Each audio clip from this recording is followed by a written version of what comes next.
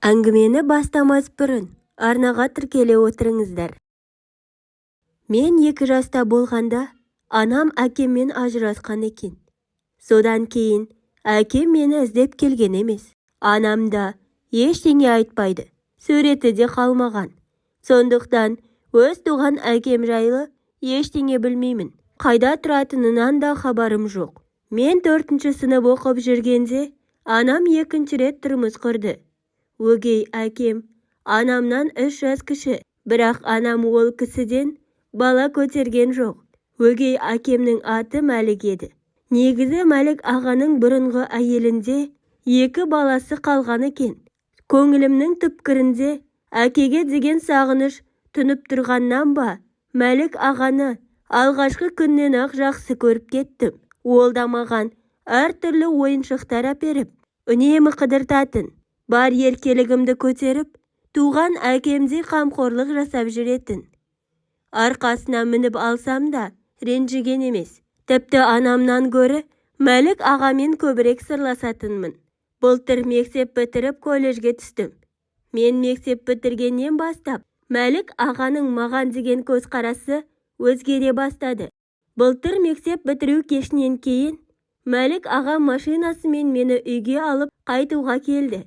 Көліктің алдыңғы орындығына отырған соң, құттықтаймын деп, иығымнан құшақтап өзіне тартты. Мен әдеттегідей бетімнен сүйгелі жатыр екен ғой деп, бетімді тостым.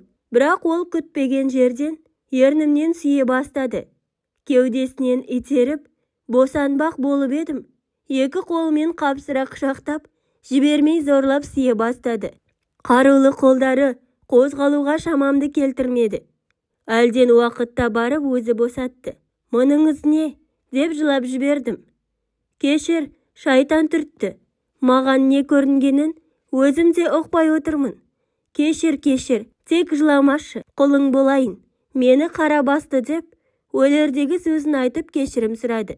Мұндай жағдай қайталанбайды. Тек Гүлжанға айтпашы деп жалынды. Жалынышты сөздері сенімді шықты ма? Мен жарайды деп кешірдім. Бірақ Мәлік ағаның қылығы онымен тоқталған жоқ. Сол жағдайдан кейін ол маған бұрынғыдай қызым деп емес, әйел адам деп, көзбен ішіп жеп қарайтын болды. Соны сезген соң, одан бойымды аулақ ұстауға тырыстым. Анам түнгі кезекшілікте болған күні бөлмемнің есігін іштен құлыптап алып, шықпай отырамын. Мәлік ағамен бұрынғыдай бірге отырып кино көру, оны талқылау деген жоқ. Солай арадан 2 айдай уақыт өтті. Көңілдегі реніш табы да қайтқан секілді. Бір күні кешкі мезгілде Мәлік аға, анам үшеуміз теледидар қарап отырдық. Комедия жанрындағы кино болып жатты. Сол кезде арамызда қалжыңдасу басталып кетті. Мәлік аға анамды қытықтап күлдірді.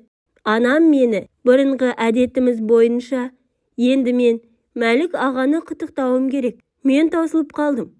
Ойында ештеңе жоқ анам. Мәлік ағаңды қытықтасайшы деді. Анам бірдеңені сезіп қалмасын деген ой келді ме? Әлде анамның сөзі түрткі болды ма? Мәлік ағаны да қытықтай салдым. Сол күні кеш көңілді болды. Содан бастап Мәлік ағадан қорқуды қойдым.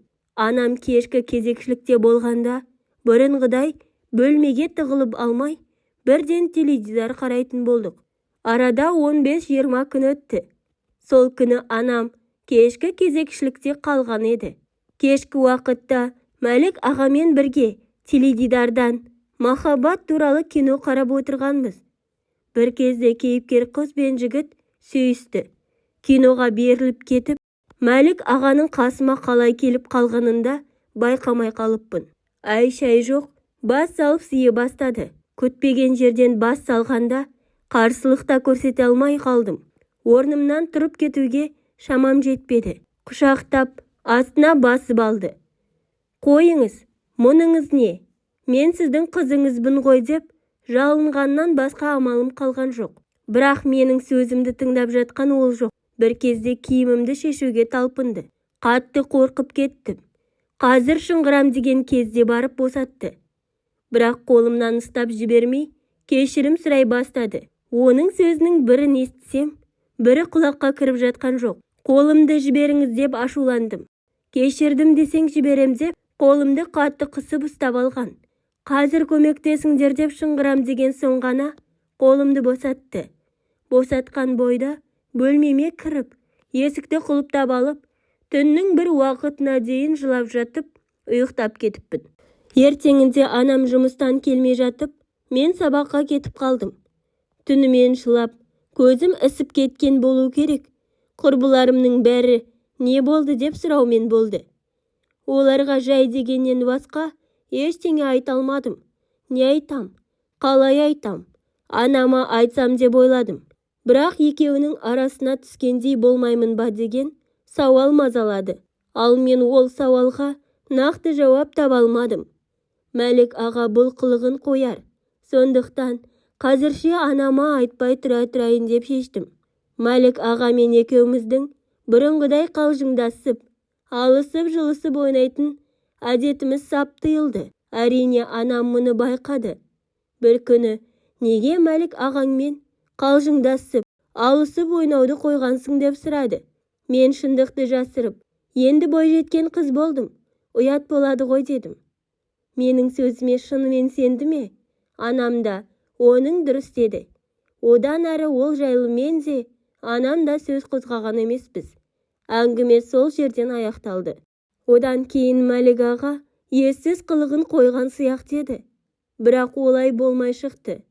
Осы 8 наурыз мерекесі қарсаңында, нақты айтқанда 6 наурыз күні, анам түнгі кезекшілікте болды. Мамам үйде болмаған соң, кешке жұмыстан келген Мәлік ағаға тамағын бердім. Шәй үстінде Мәлік аға, мынау мерекелік сыйлығым, істеген ісімнің кешірімі деп, қалтасынан алтын жүзік алып шығып ұсынды. Мен, рахмет, бірақ ешқандай сыйлықтың керегі жоқ деп алмадым. Алмасаң кешірмегенің, алсаң кешіргенің.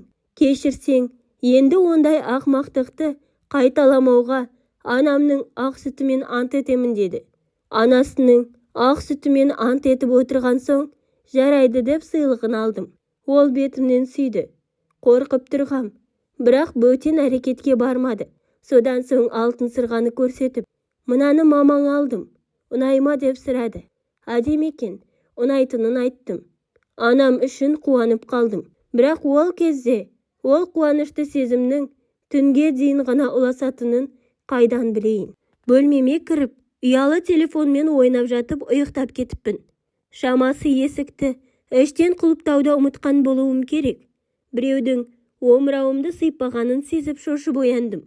Қасымда Мәлік аға отыр. Мұнда не істеп отырсыз? Шығыңыз дедім. Сөйтсем, бағанағы мамаңа алдым деп көрсеткен сырғасын ұсынып, мен сені жақсы көрем. Я десең, мына сырғаны да саған тарту еттім. Екеуміздің арамыздағы жағдайды ешкім де білмейтін болады деп бөсіп отыр. Бағанағы жүзігін саусағымнан шешіп, мынауыңызды да алыңыз. Сізден маған ештеңе қажет емес. Ертең бәрін мамама айтам дедім. Ол сәлінсіз отырды да, мен сені сүйіп қалдым деп, бас салып сүйе бастады. Қанша арпалысқанымызды білмеймін. Әйтеуір біраз уақыт аймалап сүюмен болды. Құдай сақтап, шешіндіруге талпынбады. Әлден уақытта барып үстімнен түсіп, бөлмеден шығып кетті. Мен жүгіріп барып есікті ішінен құлыптап алдым. Ертеңінде анам кезекшіліктен келгенде, Мәлік аға жұмысқа кеткен еді. Оңаша қалған соң, анама Мәлік ағаның қылықтарын айттым. Анам мүмкін емес деп, менің айтқандарыма сене қоймады. Кешке Мәлік аға келген соң, анам әңгіме бастады. Бірақ Мәлік аға мені кінәлап шыға келді. Анама әкелген алтын сырғаны, маған сыйласаң, сендік болам деп, өзім ойныма асылды. Егер көнбесең, анама маған тиісті деп айтам деп, мені арандатпақшы болды дегенде, төбемнен жай түскендей болды. Ең сорақысы, анам менің емес, оның сөзіне сеніп, қызым-ау, қалай ғана сондайға бардың деп жылап жіберді. Анашым, ол өтірік айтып отыр. Маған сеніңіз деген сөздеріме илана қоймады. Сол күннен бастап, анам екеуміздің арамыз алшақтай бастады. Күннен күнге жат болып бара жатқан сияқтымыз. Енді не істерге білмей басым қатып жүр. Анам мәселенің ақ-қарасын ажыратып, шындыққа көз жеткізер деген үмітпен болған жағдайды ашық айтып отырмын. Анам райынан қайтпай, бұдан былай да мені кінәласа қайтем. Өгей әкем қылығын қайта бастаса не істеймін? Өкінішке ұрынбас үшін үйден кеткенім дұрыс па? Қандай кеңес берер едіңіздер?